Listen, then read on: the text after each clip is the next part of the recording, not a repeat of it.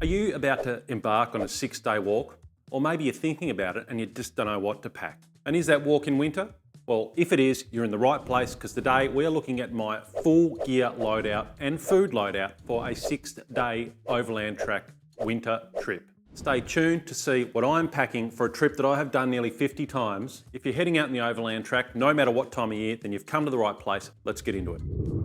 Hi everyone, welcome back to the channel, Mauser here, and if you're new here, then thanks for joining us. I've been hiking here in Tasmania in Australia for over 30 years. I used to work as a guide on Tasmania's Overland Track, and this winter I am lucky enough to be heading out there on a recreational trip with a couple of mates for 6 days, and I absolutely cannot wait.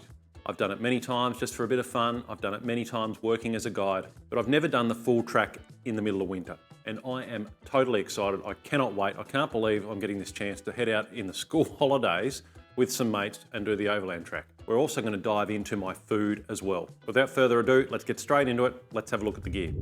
We're going to start from basically the ground up, I guess. So what do we need first when we are planning a trip like this? Well, the first thing we need is a vessel to carry all this stuff in on our back. And yet again, on this trip, I'm taking my old faithful Hyperlight Porter pack. I've had this since around 2021, 3 years strong so far. It's done some epic trips in it, a lot of off-track scrub bashing, but I just love this pack. It's extremely durable. It is basically waterproof and it's just very nice when it sits on my back. I do get asked a lot from viewers what I think of this pack because it is a bit different to other packs in the fact that it is very streamlined. It's missing a few key features that other packs do. Things like the load lifters that would normally be on the top here, as well as the side adjuster straps, which would normally bring it in a bit tighter to the back. And honestly, I've never had a problem with this pack. I have come from nearly 30 years of using traditional packs, canvas packs, osprey packs, that type of thing. And it was a big move for me to switch to this, but I haven't looked back since I bought it. I really like it. Some people say they are overpriced. Look, you pay a premium for this stuff, but I tell you what, I have absolutely brutalised this thing. I have taken it through Tasmania's thickest scrub, no joke. It has done 3 really epic off-track trips, and well, the proof's in the pudding. It is, look, it looks a bit worn and discoloured, but that doesn't worry me. There really is nothing in the way of holes in it. The couple of little scratches that have occurred, I have patched up. I have had canvas packs in the past that have been torn to bits over the same period of time, whereas this is still going strong. I did have to replace this front pocket prior to my last big trip, but it's held up strong and I'm really happy with the pack.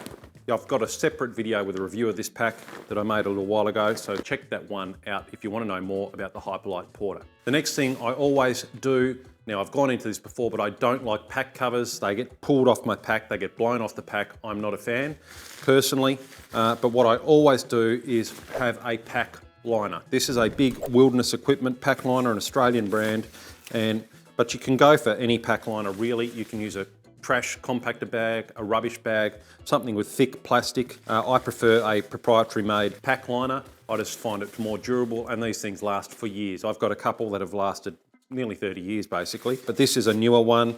It goes into the pack like so, and everything just will go into there. I normally pack it over the top like this, and then I find it's very easy to fill. Everything will go in there into separate bags as well to ensure that it remains waterproof and watertight. And the video after this one, coming out not long after this video, will be about how I'm going to actually pack this pack. So if you want to see how I actually pack this thing after we go through the gear, then like and subscribe and you'll be able to keep up to date with how we pack the pack in the next video. So that is my basic pack.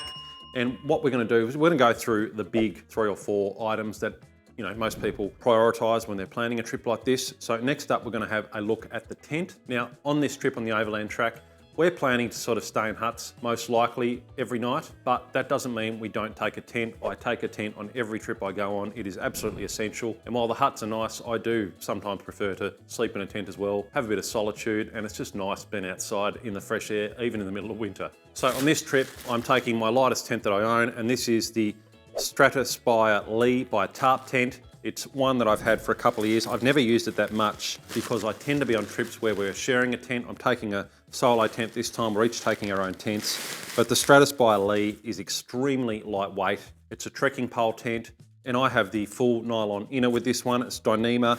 It's very light. Weight will be on the screen. But I'm basically taking this, A, because I haven't used it much. I want to give it a bit more of a test. B, we're going to be on tent platforms. I want to see how it performs when I set it up on a tent platform. I will do that regardless whether or not I sleep in this or not. I will set it up on a tent platform just to see how it goes. And it packs down extremely small. It is a trekking pole tent, but I'm not a huge fan of trekking pole tents. I will take trekking poles with me, but I have broken a lot of trekking poles over the year. I might take the additional poles that I did purchase when I bought this tent with it. I don't know yet, we'll have to wait and see, but stick around for the trip video in a couple of months and you will get to see exactly what we did. Next up, we are talking sleep system. And my sleep system for this trip, it's going to be cold. My son is actually out on the track at the moment while I'm making this video. He is up on the Overland Track, middle of winter, extremely cold conditions.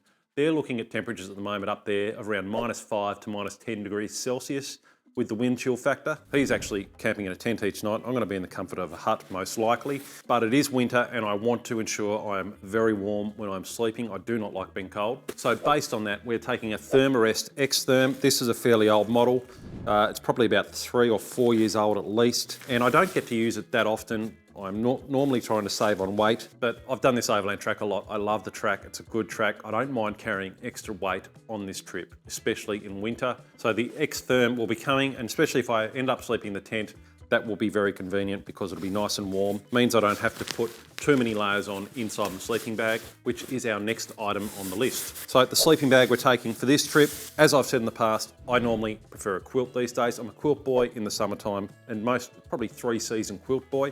But for this trip, winter trip, I do think I will take my down sleeping bag. This one is a great one. It would either be this or the Western Mountaineering Ultralight, but I'm going to stick with this one. I love the Patagonia. This one, I will flash the name of it on the screen because I can't remember it. It's rated to -7 degrees Celsius. I don't even know if you can buy these anymore, which is a bit disappointing because they're a fantastic sleeping bag. You can sit up in them with your legs crossed. Really warm sleeping bag. I have been down to about -10 degrees in this sleeping bag and was very warm. So that is why I'm taking that on a winter trip. And to give you an idea of how I pack my sleeping bag when I'm going on a trip, sometimes I would put it in the proprietary bag that it comes with, but more often than not these days, I tend to put it in a waterproof sack, something like this.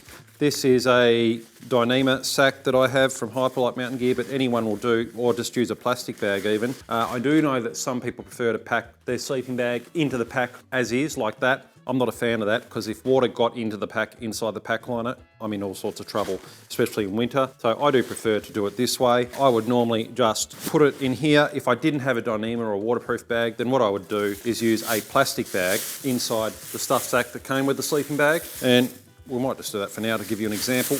And then I would stuff it in there like so. I think it's extremely important to keep your sleeping bag dry. So this is why I am super protective of it when I go hiking, especially here in Tasmania. It rains in the middle of summer, it pours. You would have seen that on past videos that I've been on where we're out in summer and it is pouring rain. And I have had one time where my sleeping bag has got wet. Despite all this protection, it did get wet once and we had a big leak inside the sleeping bag, so no one is immune to it. And you can see that that's just a plastic garbage bag. I put that inside like that and stuff all the edges down around the side, so it's highly unlikely that water is getting in there. Do it up, and even back in the day I would put another bag around this, but these days I tend to just stick with that. And then, the other thing you can do is use, like I said, a waterproof stuff sack and not have to bother with all that, but I'm just showing you that for now. So that is the sleeping bag, and like I said, we'll be doing a packing video after this one, so stick around for that. Also, I love a pillow. I love a bit of luxury. In terms of luxury, I'm not taking a chair on this walk like I normally would, but I will still take my pillow. This is a Flextail Zero pillow or something it's called, but again, that will come, and I'll probably put that inside with the sleeping bag in that stuff sack as well. Next up, we're going to start with the clothing, and we'll do from the ground up and show you how I'm layering, what I'm taking, and there's a couple of new items in here as well. So first up, boots. These are my lower boots that I've got. My German friends will say I'm pronouncing that wrong, and I just don't know how to pronounce it, but the Australian guy for lower even pronounces it lower. So, but anyway, they're the Lower Ranger 3 GTX. Winter trip on the Overland. There could be deep snow.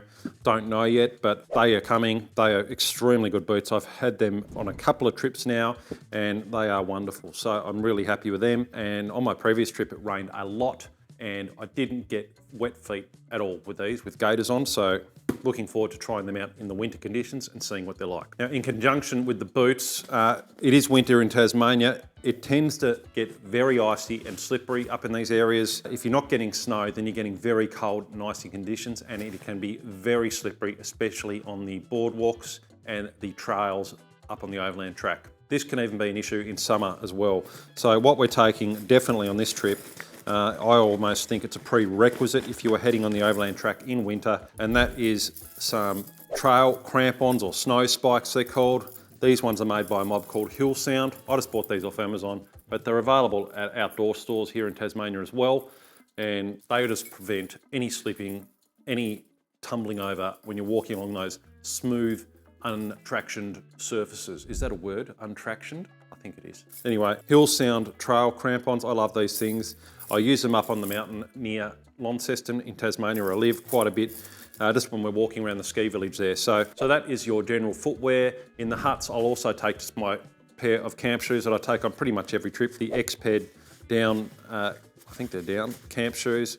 They're very lightweight, and I'll just wear them around the huts of an evening. They're just good to have, so they will come as well. Next up, well, we need socks obviously, because we're going walking in the middle of winter. So we are taking a couple of options of socks here. I still haven't finalised what I'm going to wear. Like I've said in other videos, Silverlight socks I'm a big fan of, and I will probably just take them for a thinner, lightweight pair of socks to have if I need them. I can wear them around the hut, or if it's not particularly cold, I'd probably wear these as well. In terms of if things get really crazy, I have a pair of Sealskin's waterproof socks. Now, I haven't used them a lot. I've used them on occasion on really rough trips with snow and rain, and it's just a no-brainer for me to take them on this trip, because if it gets crazy and we get deep snow and we get big winds and stuff, I want to be able to protect my feet as best possible. So they will come in the incidence of that. And I'll probably take a third pair of socks. This is a thicker pair of smart wool socks that go sort of just below the knees. They're a longer one, so they'll be able to give a bit of insulation on the leg, and they're a thicker pair for walking in as well. Then I may take a very thin liner sock as well, just to get that layering happening with my feet as well as the rest of my body. And as a side note, a full gear list link will be below to a full gear list of everything I'm taking. That will be the final list, so do check that out if you want to see all the gear that I'm taking in my gear list in Lighter Pack and Pack Wizard. Next on the list, we are talking thermals and insulation, the bottom layer that I would be wearing.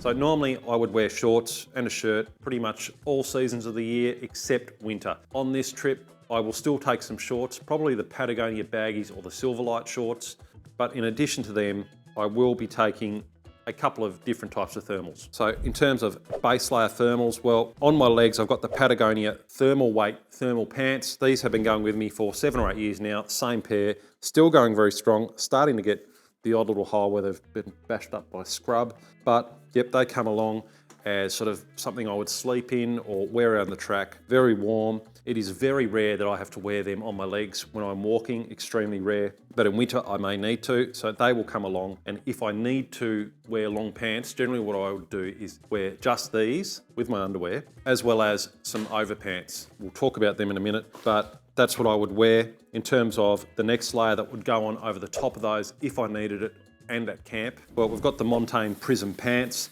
These are great pants. Again, they've been with me for about 7 or 8 years.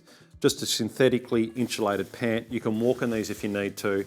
They will go on over my boots if they need to. They've got zip legs. They can be tightened down around the base. I have never had to walk in these. If I do, I would wear them on this trip happily.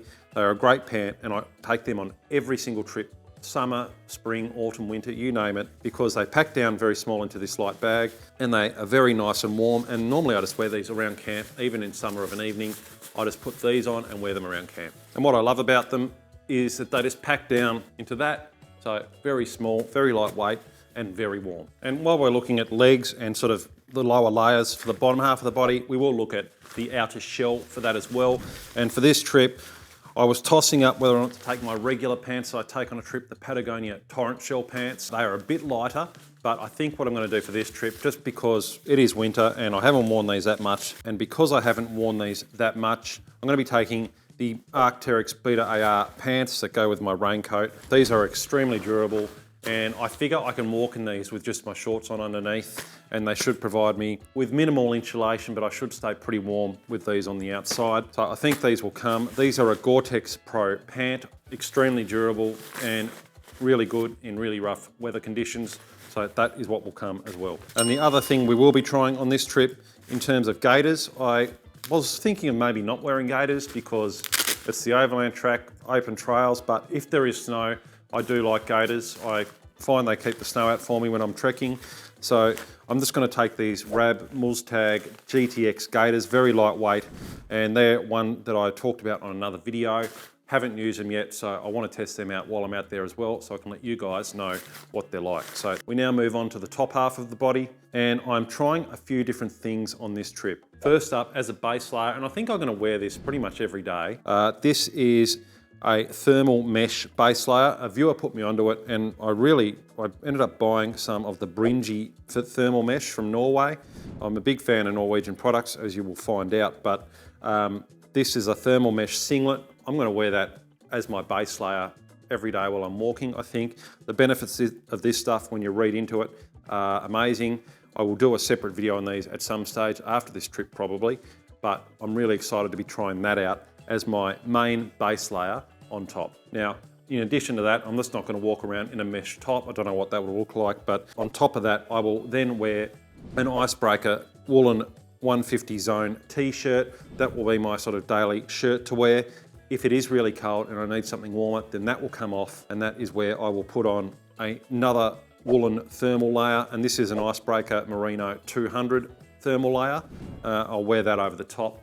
I'm not taking the Patagonia thermal weight zip long sleeve top on this trip. A couple of reasons for that. A, I want to try this out a bit more. It's a thermal layer I've had for a little while and I like it. And B, I'm also going to take, in addition to that thermal, I'm going to take another piece of Bringy mesh, which is a long sleeve thermal mesh top. And what I can do with that, if it's really cold when we're out walking, I'll wear this full layer.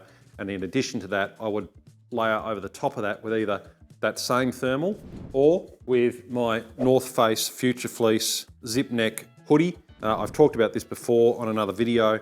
It's really good, really warm, and fantastic thing to walk in if it is cold. So that is my sort of layering system. I've got a short sleeve option, I've got a long sleeve option. Maybe overkill, but I really want to test this stuff out. I was tossing up whether or not to take this Bringy mesh layer, but I think I will, this long sleeve one. I like the way that the neck sort of folds down around it and sort of warms the neck as well. So I think that would be good. And I could even just wear this under my rain jacket if I had to and see how that goes. But I think that will be coming along. It is winter, and like I said, it's getting down to -6 to -10 out there at the moment with the wind chill. Next, we come to our sort of outer or our thermal insulation layer, not our thermal insulation layer, our mid layer, sorry. We're getting to our mid layers now with the North Face Future Fleece. If I'm wearing a thermal and the Future Fleece and I still need some warmth, then when I'm standing around camp or if I'm stopping for a break, then I'm taking my insulated jacket. Now, in the past, I've always sworn by synthetic insulation here in Tasmania. With down, if it gets wet, it's not as insulating, if you know what I mean. But I've talked about that on other videos, but I have recently purchased another jacket. I first saw it in Norway a year ago when I was there, and I had my eye on it for ages, and I managed to get it on sale. So I bought what is called the Norrøna Baltikind jacket. I think I'm pronouncing that correct. This thing, and I absolutely love this jacket. I've had it a couple of months, and I've been wearing it here in Launceston in Tasmania as I walk around the city every day. I'm wearing this as my daily driver jacket, and it is absolutely fantastic. Now, you're probably saying, why are you getting a down jacket and taking that out there? Well, the thing with this jacket is it is a combination of synthetic and down. So it's got synthetic in the areas that are prone to get wet, like around the sleeves here and around the neck, and also down the sides. So I want to give it a go. If I didn't take this, I would take the Arc'teryx Atom AR jacket, which is a warm winter synthetic jacket, but this thing has been absolutely amazing. I'm really looking forward to it. I can walk in it. I just walked home this morning in it in a freezing cold morning, and I was able to ventilate it a bit as I warmed up. I was able to just keep this open, and I found that it worked really well. So this is coming more for a test run in cold conditions more than anything. So I'm really excited to test this jacket out. We'll be doing a review on it very soon, within the next month or so. Great jacket, and I'm looking forward to giving that a good test run out on the track. In terms of questionable layering on them, I don't know if I'll take. Well, that is a Patagonia Nano Puff vest. Had that for many years. I don't know if I'll take that. That'll be a last minute decision. I do just like the comfort of having a vest on around camp as well. I mean, you're looking at all this gear I've got and you're going, you're crazy taking all this stuff, but there will be some last minute modifications, I am sure. So do check the gear list down below to see what I end up taking as the final packing. I don't know about this one yet. It's probably unlikely. I just like having a vest occasionally, but don't know. I doubt that'll come. So that is the top layers. In terms of a couple of critical areas for the extremities, well, gloves and beanies. As always, the Temres Showa 28202 gloves are coming. Very hard to get. I have to get them in from the States and you're generally better off buying them in bulk, but they come on every trip. There are some alternatives I am looking at for these because these are just so hard to get. I will be testing some out in the future of some different brands, so stay tuned for that as well. But I do like those gloves. They're great in the cold. And normally, even on a summer trip, I would take the Temres and a pair of scrub gloves and a pair of other gloves. But on this trip, I'm not taking scrub gloves because there's no scrub. I'll take those liners and I'll take the Montbell chemise gloves. These are a great glove just for around camp and of an evening. I just like to have these. I take them everywhere I go. I wear them around the city here. Beautiful glove, and they will be coming as well. In terms of beanies, well, we're taking a couple of options. This is a newer beanie that I have, just a very cheap one off Amazon. Carhartt beanie, it's just a synthetic fabric that I'm going to take, very thick, and reviews has been a very warm beanie. That is something I can wear around camp as well as on the track if I need to. So that will be coming. As always, my Smart Wall cuffed beanie. I love this thing. I've had it for a few years. That is coming along. That's generally what I walk in, what I sleep in, if I'm in a tent and it's cold. So that will come. I like to take 2 beanies on a winter trip. That's just me. I would get away with just that probably, but again, check that gear list because if things are looking a bit weighty, then one of those will probably go. Then I have also a very lightweight balaclava, just a no-name brand one. Oh, it's Mountain Designs, that one. Very thin, lightweight balaclava for if things get windy and I just need a bit of extra protection. I'll also take a buff or a neck warmer for around the neck if things are looking a bit crazy. So that will come as well.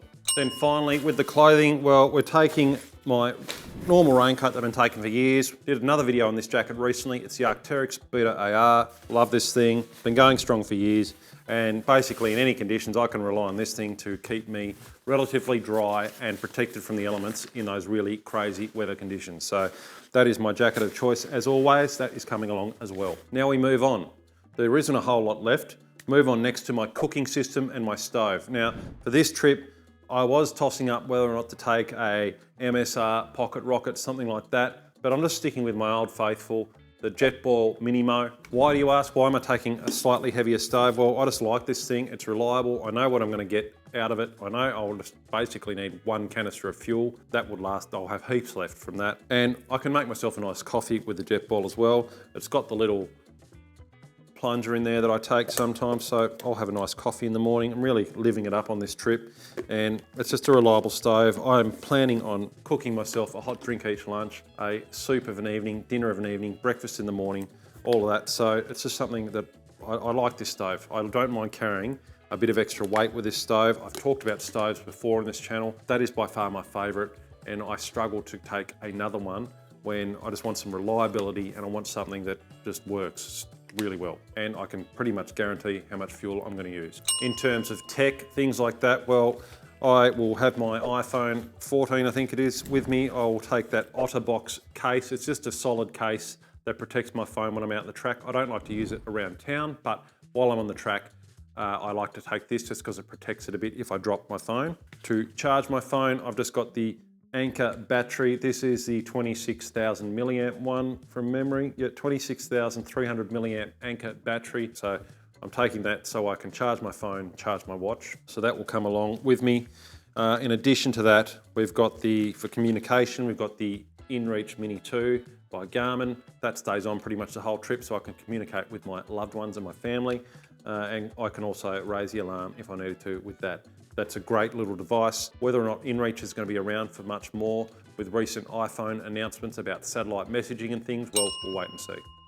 Next up, illumination and lighting. Now, I've always said in the past on lots of videos how I love the Petzl Bindi head torch, but on this trip, we could end up walking in the dark sometimes. We're planning a couple of side trips and they could be big days, and if we have to walk in the dark for an hour or two, I'd probably prefer to have a head torch that is going to give a bit more light than the Petzl Bindi. I could get away with the Petzl Bindi, but I think I'm going to use this one. Can't even remember what this one is, but I'll put the name up on the screen. It is a Petzl The one I use for running, it's really high beam, the Swift RL it's called. It's the Petzl Swift RL, a great head torch for just really lighting up the trail. So I'm just going to take that just in case I need it. I probably won't, but if I do, I'll be very thankful that I've got it. And then for around the hut and for around the camp at night, I just take my little Goal Zero Lighthouse Micro.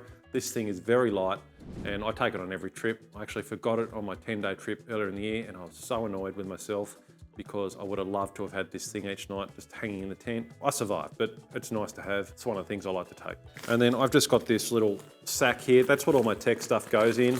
My spare cords, the battery, head torch, stuff like that goes in this little Dyneema pouch from Mountain Laurel Designs. It's just nice and lightweight. So that all goes in there. And look, the head torch would probably go in with my beanie and gloves near the top of my pack in case I need it that day, but for the time being it all goes in here and sits in there nicely along with my spare cords there. I've got just 3 very lightweight small cords, so that is that stuff. I do also like to take a pump with me for my sleeping pad. Not essential, but I'm taking one.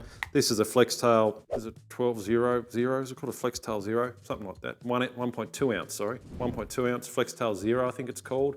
That's coming as well, does a good job. I got 10 days out of this, inflating a pad every day, or 2 pads every day. We were both using it recently, so very reliable, and that will be coming as well. Miscellaneous items now. Well, I've got this, that's my glasses case. I have to wear glasses, so I take that just to keep them well protected. I will take a small towel like that. That is a towel for just cleaning up. If there's snow on the tent and stuff, I just wipe it off with that and squeeze it out. If the tent was wet inside, if I was in the tent, I can wipe the inside with that. That's just a microfiber towel. I do, of course, have my bow trowel and I've got my toilet paper. I take a very small thing of sanitizer and a small thing of soap as well. I've just got my titanium spoon and my very lightweight Cedar Summit cup. That will do the trick. I don't need anything special or fancy. Then we've also got a couple of these Hyperlight side loader pods. I've got the Mountain Laurel Designs pod. That's just generally what most of that stuff that I've just shown you would go into that. My clothes will generally go into that, into the side loader pod. And then I've got a very basic first aid and repair kit. In that I always take a spare buckle for my pack. I've seen buckles break in the past. It's just a very light thing to take and it's very handy if something were to happen. We have had to use them a couple of times. Spare shoelaces, which can also act as spare guy line as well. You can do vice versa. You can take spare guy line and use them as shoelaces, but I'm taking that. Just a small Cedar Summit waterproof sack to put all this gear in. So this is my repair kit. I also take, on a trip like this where I've got a bit of luxury, I've got a clothesline that I can hang in the hut there if I need to. Just a very thin cord clothesline. Also just a very basic first aid kit, some blister treatments, some paper tape and some band-aids, and that is about it for the first aid. Very, very basic. I can treat blisters for 5 days if I had them or if someone else had them. I always end up finding that someone on a trip needs a bit of blister treatment, so they come as well. I also have a bit of Gear Aid tenacious tape in there. If there was a tear in some gear or in a tent, I can fix that as well. That goes in there along with my toiletries. Then there is also the Osprey day pack. I don't know if that'll come. We'll have to wait and see. Like I said, there could be some side trips and I would want a day pack in that event. I think I'll chuck it in anyway. If we go up Mount Ossa or something like that along the way, which is one of my, it's a nice peak to climb. I like doing it. I'd want a little day pack just to put some stuff in. So I think that will come. We'll just wait and see. Other bags we might take, well, I'm taking for my food, probably 1 or 2 bags. These are Dyneema food bags, really good. I bought these recently from Ultralight Hiker. Please do check them out, Australian company, and they are a fantastic bag. Nice big wide open thing. You can chuck all your gear in there. It's easy to just to find stuff in there.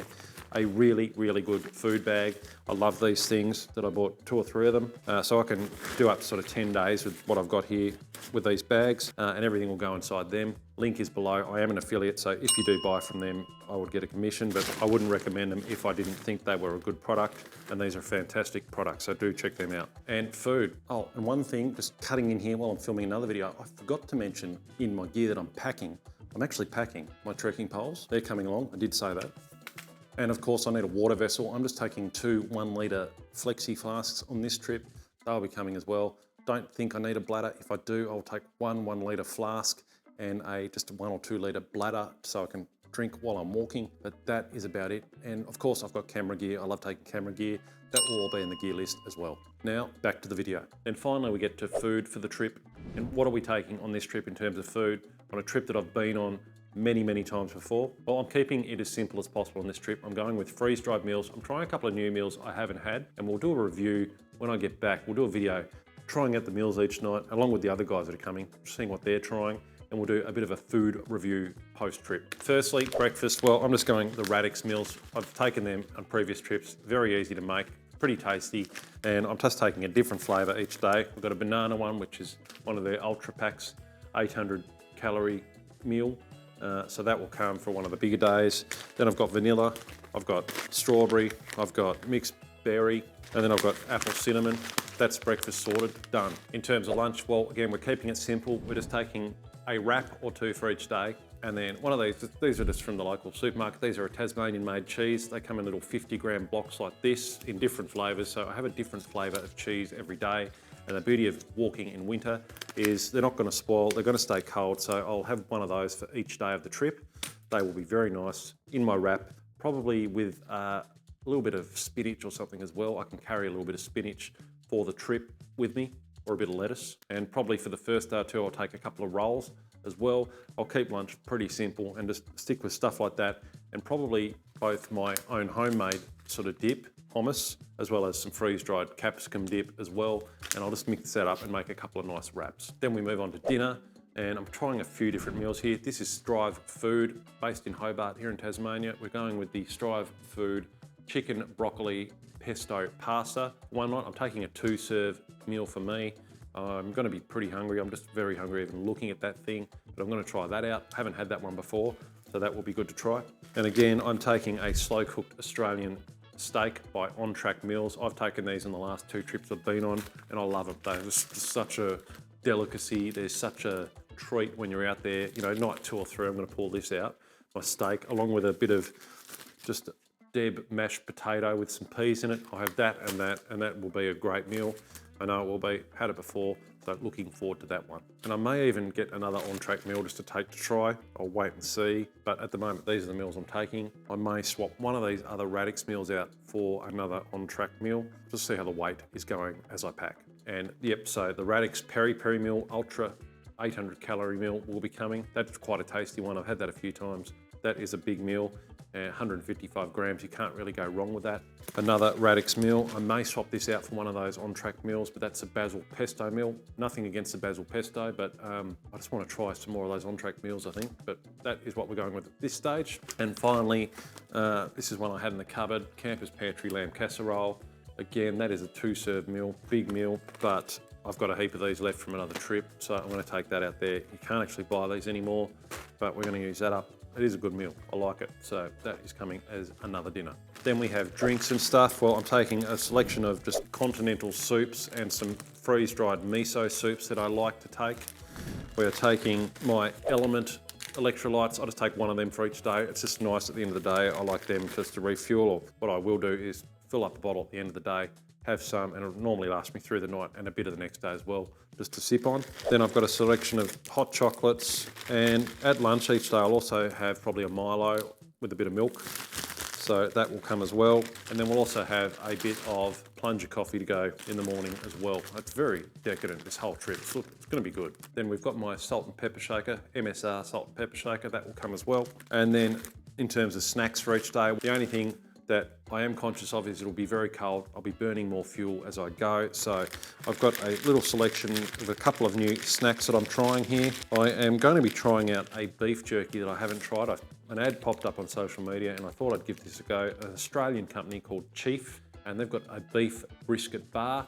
Now, I just ate one a little while ago and it's pretty tasty. I mean, if you don't like jerky, definitely don't try this, but I thought I'd give these a go instead of little packets of jerky that I sometimes take, and just have one of them each day. So we've got one of them for each day. Then I do like Cliff Bars. I take one of them for each day as well. And then we've got the other Chief product, their hazelnut brownie bar, and they look all right as well. So it's called the Chief Collagen Bar. Looks all right. Take one of them for each day. And then, well, my kids are obsessed with another YouTuber called Mr. Beast. You may have heard of him. If you haven't, then he's got a bar called Feastables, and we bought a few of these, the whole family, and I've taken one of them for each day. They're a bit extravagant, but I've got some sitting around, so they're coming as well. And then, of course, one of my favourite things to take is just a bag full of nuts and seeds and a bit of dried fruit. I can nibble on throughout the day. That's something I've made up myself. Just mixed that up and made my own little scroggin mix. It's got a couple of peanut M&Ms in there as well, so that comes each day as well. And finally, the non-ration stuff. I've gone into non-ration before, but it's just one of those little luxuries I like to take and surprise fellow walkers as we walk along the trail. We'll take a little bag of non-ration here. That is a pretty heavy bag. It's got blocks of chocolate, it's got freeze-dried ice cream, it's got a couple of other little snacks, some little biscuits and things. That will probably come along. It'll probably get thinned out a bit before I go because it is quite heavy, but that is the non-ration. So there you have it. That is the full gear loadout for the Overland Track 6-day winter trip, as well as the food. Have you been thinking about doing the Overland Track soon and you're just not sure? Well, check out this video where I go into some common beginner backpacker mistakes and how to prevent them.